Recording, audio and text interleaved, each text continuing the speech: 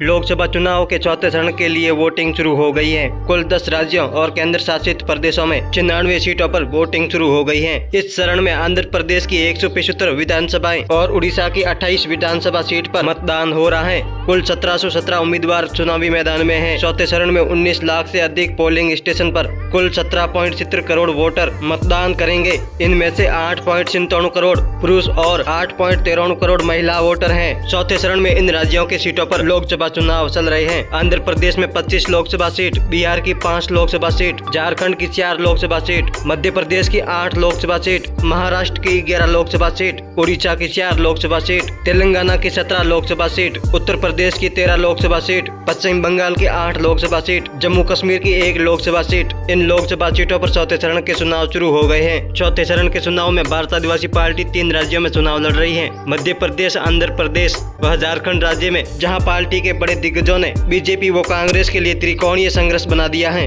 मध्य प्रदेश की झाबुआ, अलीराजपुर, रतलाम लोकसभा सीट से बालू सिंह गम्मट भारत आदिवासी पार्टी से चुनाव लड़ रहे हैं। झारखंड के खूंटी लोकसभा सीट पर भारत आदिवासी पार्टी से बबीता कंचप चुनाव लड़ रही है। झारखंड की खूंटी लोकसभा सीट पर आज चुनाव हो रहे हैं। लोकसभा के चौथे चरण के चुनाव सुबह 7:30 बजे से शुरू हो गए थे। भारत आदिवासी पार्टी के लिए 2 सीटें मजबूत स्थिति में दिख रही हैं। इस 2 सीटों पर भारत आदिवासी पार्टी ने बीजेपी व कांग्रेस के समीकरण बिगाड़ रखे हैं और त्रिकोणीय संघर्ष बन गए हैं।